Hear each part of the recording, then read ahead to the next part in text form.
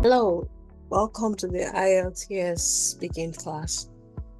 So the Ielts speaking class is for 11 to 14 minutes.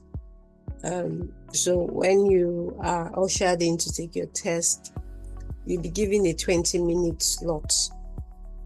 So before you are ushered to the exam hall, where you meet one-on-one with the examiner, it may be virtual or it may be face-to-face. Your picture will be taken, your tongue biometrics will be taken just to confirm that you are not impersonating. After which you meet the examiner physically or virtually. Now the examiner will ask you to introduce yourself. Remember that, please note that you do not say my name is. Okay. And if the examiner asks you to introduce yourself, it means that you're going to be telling the examiner more than your name. You don't have to say everything about yourself, just the important, stuff like your name, what you do, where you live, your hobbies, your likes and dislikes. Okay. When the examiner asks you for your name, it means the examiner is just asking for your name, not an introduction. So please know the difference. Now we're going to go into the marking criteria, because there are no right or wrong answers with the Ielts speaking tests. Okay, so if there are no right or wrong answers, how are you going to be graded? So that's why we need to look at the marking criteria. The first marking criteria is fluency. So in fluency, the examiner, with fluency, the examiner will be monitoring how coherent, how fluid you are when you're speaking. All right. So it is very important that your line of thoughts is not broken. You are not hard to follow. Okay, so your points must be coherent, must be organized, must be easy to follow, easy to understand. And then the next one is lexical resource. Lexical resource is where the examiner checks the correctness or not of your sentences. Okay, so you need to also pay attention to how you're speaking. Use the correct tenses, right grammatical structures, in your speech. Then after lexical resource is grammatical range and accuracy. So the examiner will check if you're repeating words or you are finding other words to say what you're saying. So you need to really get synonyms, study synonyms, and know how to use them. I was watching the latest Miss Universe pageant.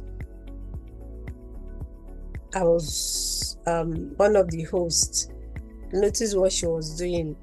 So they asked her a question like, are you excited about tonight? She says, oh, I'm really happy about tonight. I feel ecstatic about tonight. She doesn't say, they ask, are you excited about tonight? She doesn't say, I'm excited about, no. She changes excited to happy, ecstatic. She consciously kept doing that, showing that she didn't really have to repeat the word said to her. She had other words to use as synonyms. So that is what you're going to do. The examiner says you like reading. You don't say, yes, I like reading. Find another word for like. Yes, I find reading very entertaining. Yes, I enjoy reading. Yes, I love reading. As simple as that. You have to realize that the examiner is checking your range of grammar. please, it's better you do not use grammar at all than to use the wrong grammar. And then you have to also consider context. The word you're using, does it fit the sentence structure? Right? That is very key. Then the last is pronunciation. Do not go using words that you don't know how to pronounce correctly. I remember one day my boss manager was going to drop me off somewhere. She was asking me where am I like. I said, oh, we're going to the leisure center. And she was like, leisure. I'm like, okay, but she was like, oh, you mean the leisure center? And I'm like, okay, but she understood what I meant. I didn't throw her off. She didn't say, what is leisure? Right? So I'm even checking now the correct pronunciation for leisure. Dictionary. Where is my pronunciation?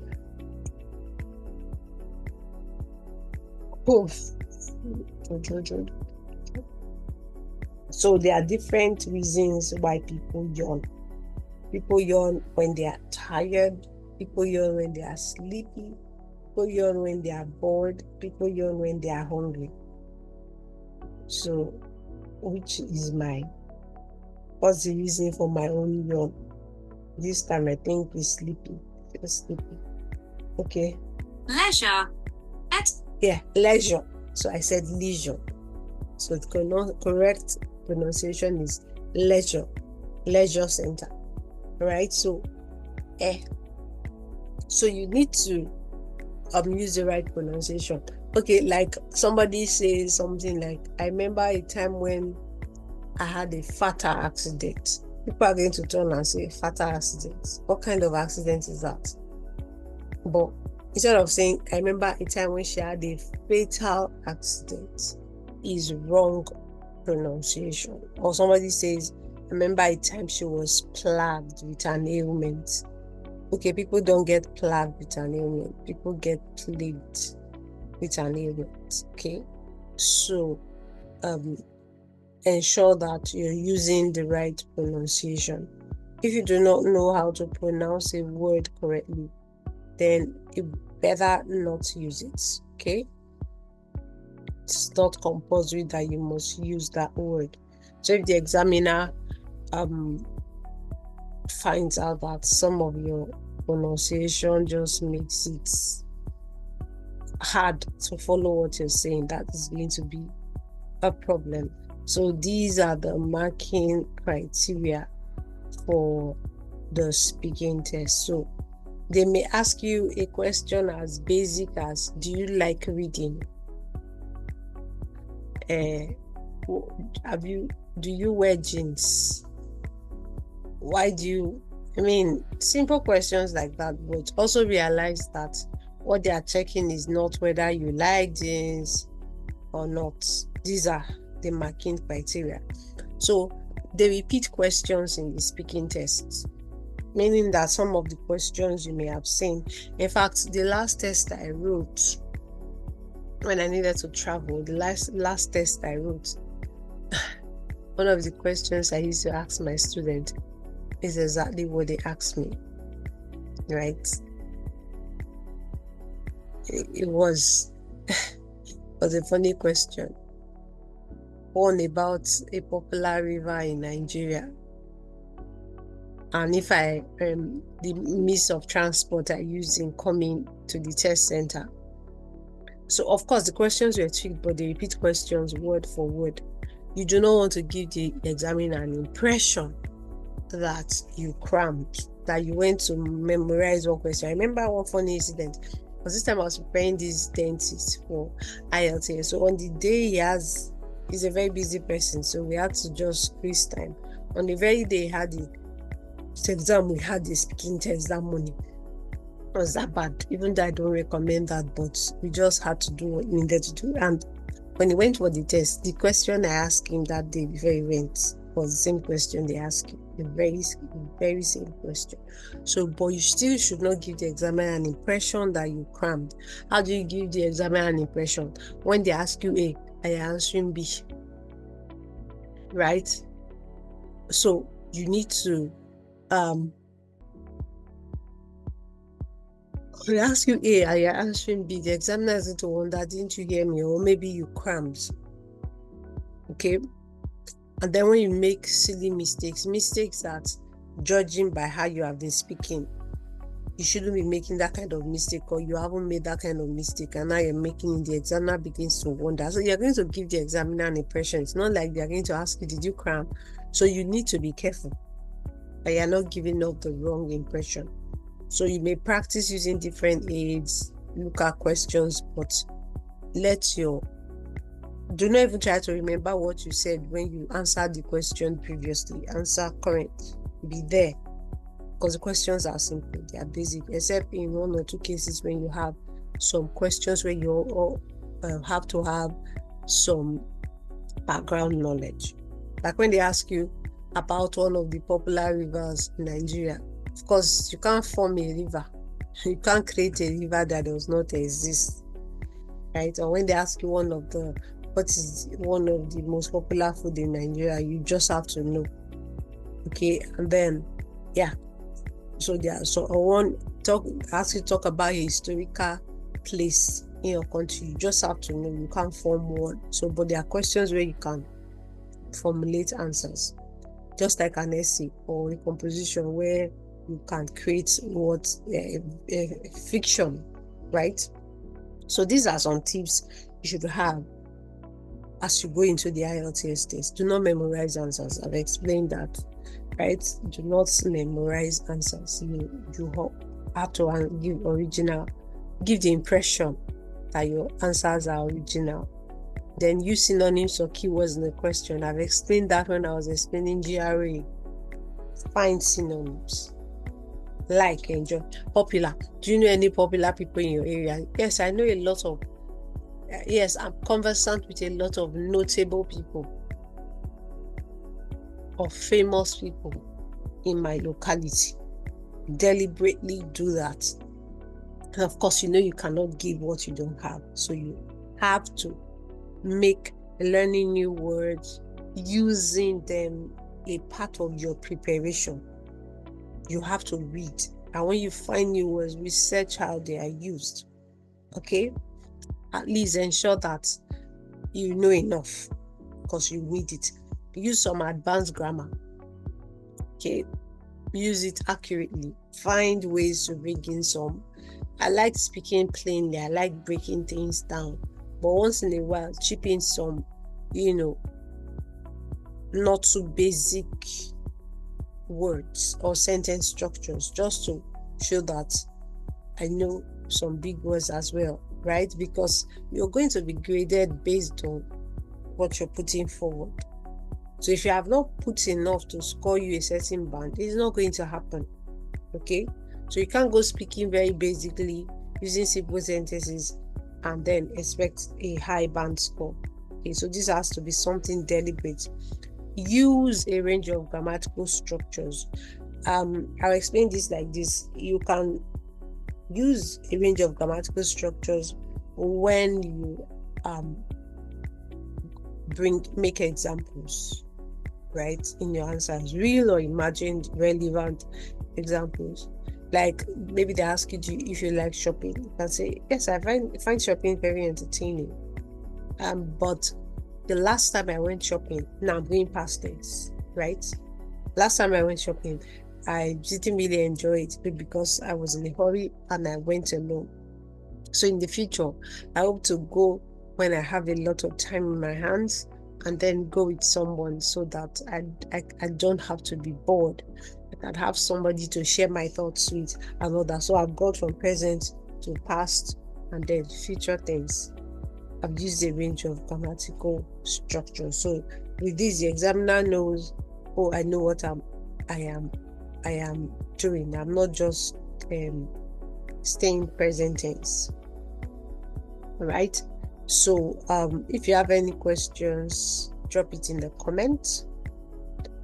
Don't try to fake assets.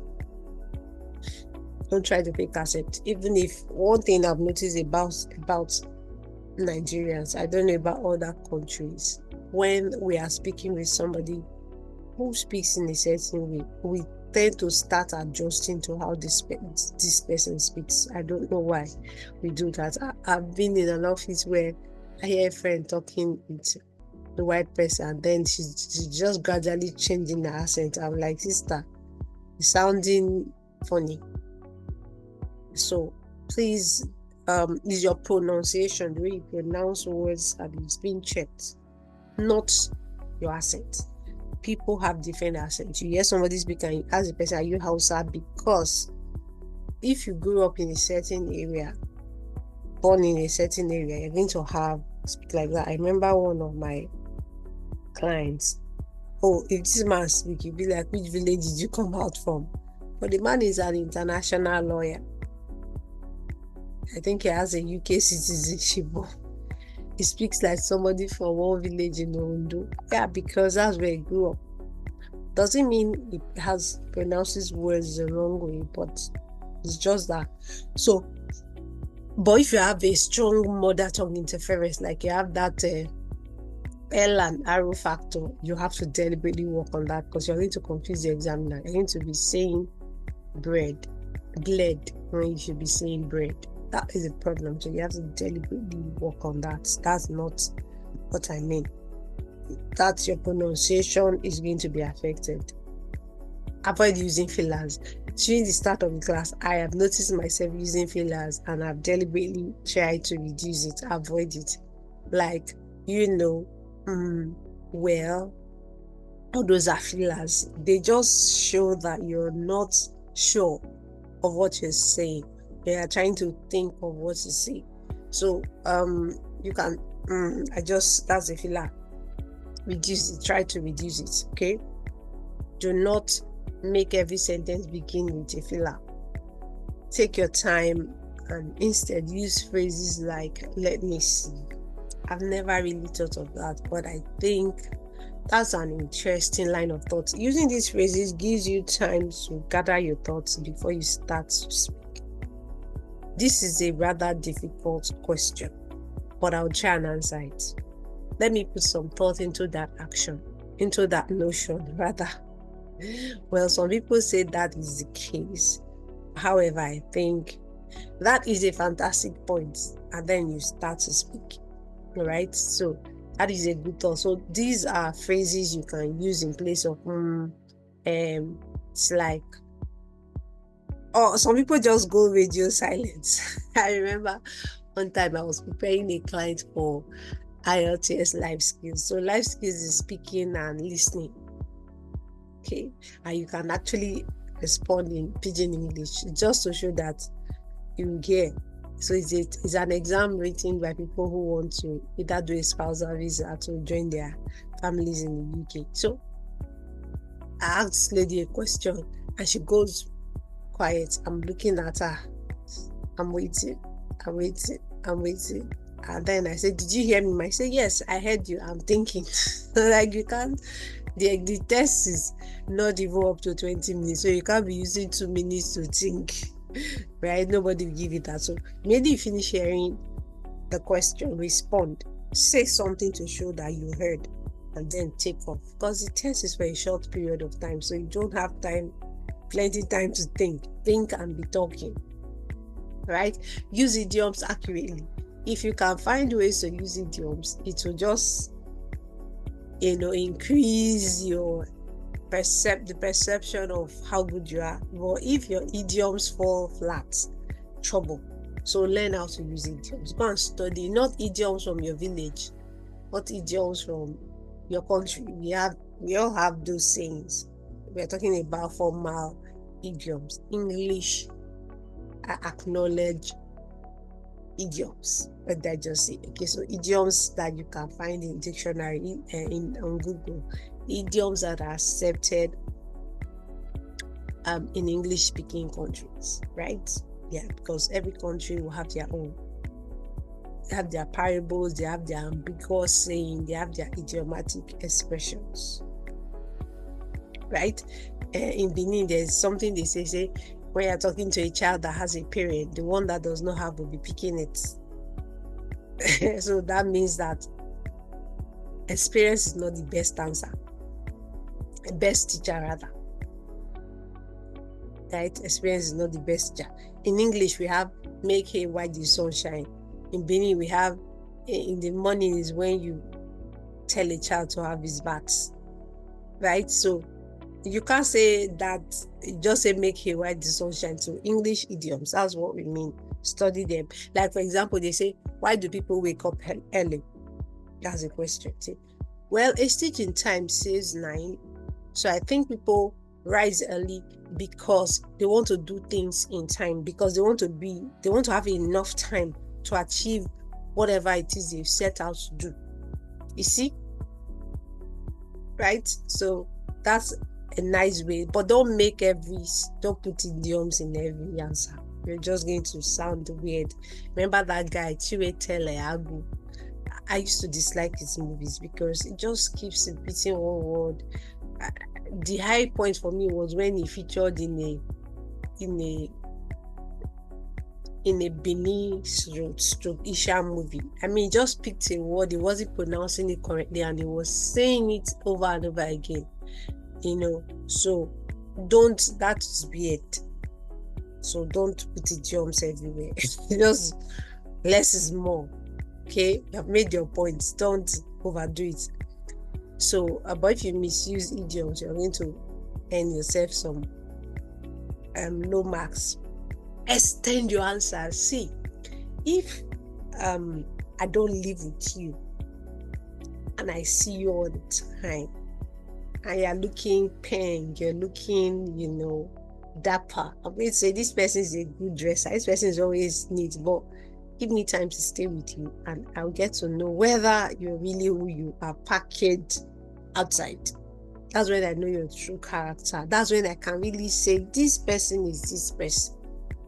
So the examiner cannot tell that you can speak English if you just come in yes or no responses. Do you like reading? Yes. Is there anybody that has a reading habit in your family? Yes.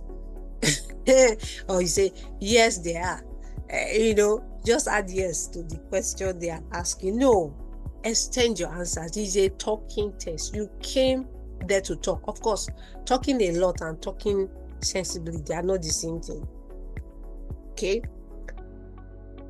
When you're doing the writing test, they tell you write 150 words, because in writing a lot, all the mistakes you could ever make will show.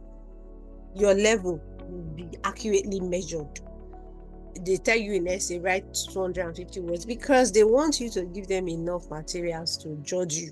So extend your answers. Once you do yes and no responses, okay, you have also said you are a man of few words or you're a woman of few words. So they put you in a particular box. If you talk too much, the examiner is in charge of controlling the time. So she's not going to allow you to do more than the amount of time you've been given. So talk, extend your answers. Now, another mistake I notice people make is because they said talk. So you first of all start with a story. You have not answered the question. Do you like reading? Reading is a very fantastic thing. You see, when I was growing up, I used to you just take off. Do you like reading? You have not said yes, you have not said no. And then the examiner stops you. You really did not answer the question. Answer the question first and then add the extras. So it's the main idea, supporting details. Yes, I find reading very entertaining. You see, when I was younger, so if the examiner stops you as you are telling your tales by moonlight, you have answered the question, right? Because the examiner is going to be watching the time. Okay? So, do you like shopping? This is an example. Yeah, no, I detest shopping because I think it's tiring and time-consuming. But sometimes I'm compelled to shop, especially for inner wears like my lingerie. However, I mostly prefer others shopping for me. You see, 1, 2, 3 sentences. You've done justice to that question. So talk, extend your answers. It is a talking test. In writing, you write. In reading, you read. In listening, you listen. This one is speaking. You came here to talk sensibly. Answer the question. Learn new vocabulary. Yes, read extensively, study new words and their synonyms, and then use them in your communication, because vocabulary are like clothes. If you acquire them, if you want to wear them, you must first acquire them and then use them. Otherwise, you are going to just see somebody wearing a type of dress or a type of suit and say, I have this suit, but you don't have it. It's in your wardrobe. You've never worn them, so nobody knows. So until you even say it, so say it, use it.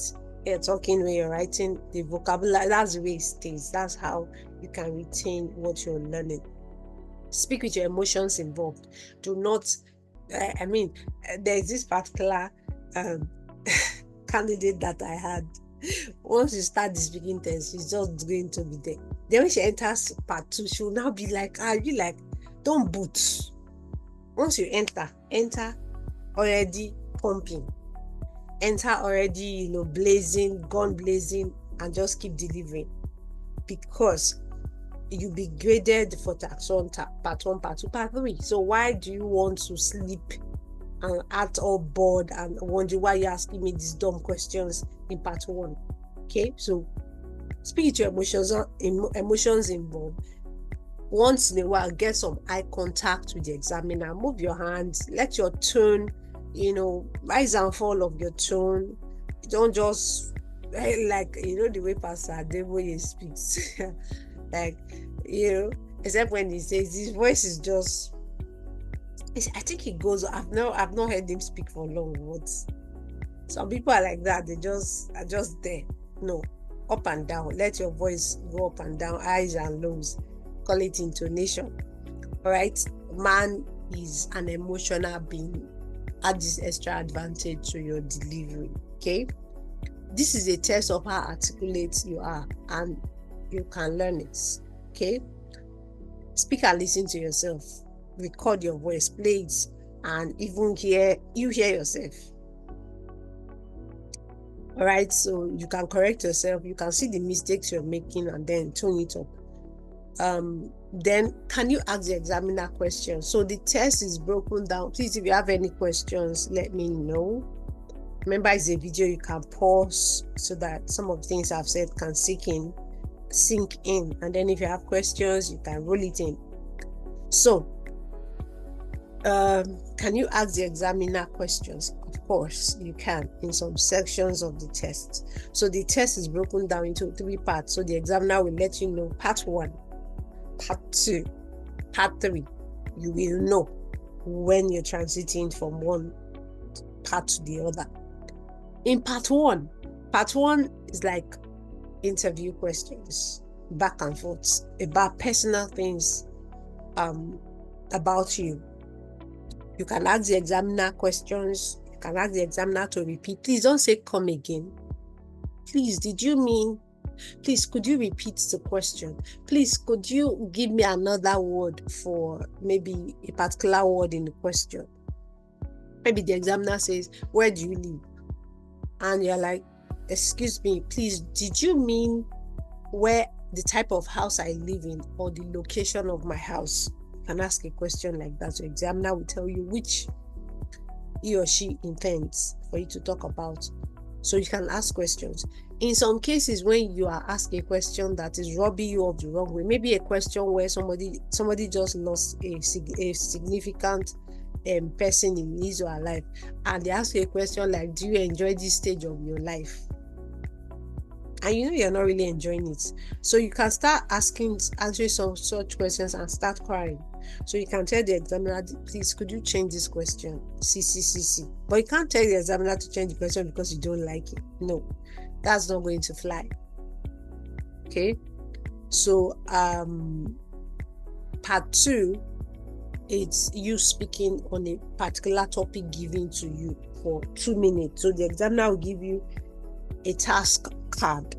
Now, if it's a virtual exam, just like I'm talking to you, examiner will display the question on the screen. There'll be a pencil and a piece of paper. You're not going in with anything into the exam hall. Okay, just you. So there'll be a pencil and a piece of paper, and you take down your questions. Okay, you take down your points. You have 1 minute to make your notes. and then you speak uninterruptedly for 2 minutes. Okay, so please make good use of your time. When we get into the practical aspect, you see there's a video attached to this recording, which you can use to see the different types parts of the test in full action. In part 2, you can ask questions. You can ask for anything. Deliver what you are given. Okay. In part 3, you can ask questions. So part 3 is like part 1, back and forth interview, like on questions about you. Part 2, maybe something about you as well, something you've experienced, something you know, an encounter you've had. Then part 3 is how that thing affects other people, the whole world, the nation, and stuff like that. You may also ask questions in part 3. You may ask you may ask questions in part 3. You may ask for a question to be repeated. The only section you can't ask questions is in part 2. And asking questions will not reduce your mark, will not make you, doesn't mean you're performing poorly.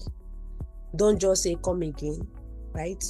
Repeat the questions, ask your questions. So this is the end of this class. The next class will be a recorded practical section, or a practical section where you will go through the different aspects of the test. So I have samples of part 1 questions. These are part 1 questions. These are samples of part 1 questions. What is your favorite animal? Why? What is the most popular animal in your country? Have you ever had a pet before? Where do you prefer to keep your pet, indoors or outdoors? What do you think about computers? So these are part 1 questions. What are the benefits of a computer for children? What are the benefits of being a student? How do traffic problems affect you? What traffic problems are there in your area? How do most people travel to work where you live?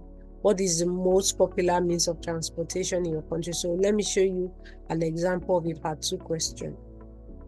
So describe a leisure activity near on the sea that you want to try. You should say what it is, what you need to prepare, how easy or difficult it is, and explain why you want to try it. So this is an example of a part 2 question. So I will just give you an example of a part 2, how you answer a part 2 question. I'll need to set my alarm for 2 minutes so that how to avoid. So the book I'm going to read now is How to Avoid Yawning in your class.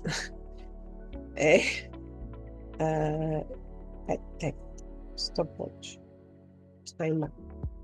Okay, so just going to take some time to prepare my mind.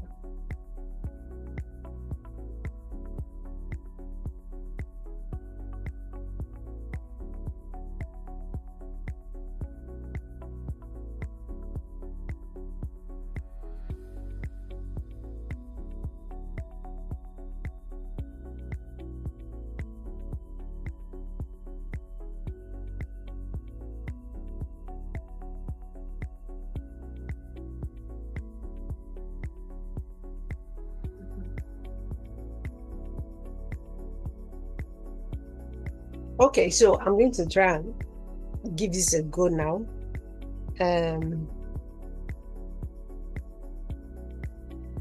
Go. Okay.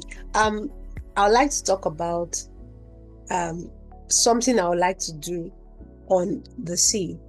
This activity would be surfing. I like to surf the sea, the waves in the sea. I've seen it done in movies, and I think it's something I would like to try. I think the first thing I need to prepare is to get a trainer, somebody to train me on how to do it. Since I learned by doing, I probably need somebody to actually get me on the sea because I don't even know how to swim. So I would need practicals. And then I will need to get the equipment I need to begin, because I think I need to get a surfing board, the right gear, and probably learn how to swim first. Yeah, because since I'm going to be on the sea, I need to know how to swim. I think it will be a bit difficult. Why I think it will be difficult is because I really don't know how to swim. I've had very minimal contact with the river or the sea. So, and then because of my belief that when something is technical, I need more time. I think I can relate that to when I was learning how to drive. It took me a long time to get past the plenty roadblocks I had in my mind that it was difficult. So once that is out of the way, I think, and that may take a while, depending on how much time I have. So that's why I think it will be difficult. I want to try it because I want to try something new. I want to try something daring. I want to try something I would have imagined in my life that I would try. So that is basically why I want to do it, because I really don't have any sport that would say I do or that I'm good at. But this would be a nice try. It's daring, it's bold, and I can clap for myself at the end of it all that I was able to do it. You see, when you're practicing your speaking test, especially part 2, you need to time yourself so you can learn to speak, because you don't want to be speaking, the examiner says, okay, we have to go to the next part, because the examiner will stop you. The examiner will stop you because the examiner probably has like 20 candidates to interview for that day, so you're not going to get in the way. So you learn to speak. Like, let's say you have a real life situation for a question. That is where a lot of people make mistakes. What they do is to start narrating the incident as it happened. No, you're answering a question. So, excuse me, streamline your response to answer the question. Leave the details out. Okay? And then you can answer a question. Of course, I really don't want to learn surfing. Maybe, but it's not as I said it. So, just answering a question. I'm sure you believed me, right? Yes, it is a fiction. You're answering a question.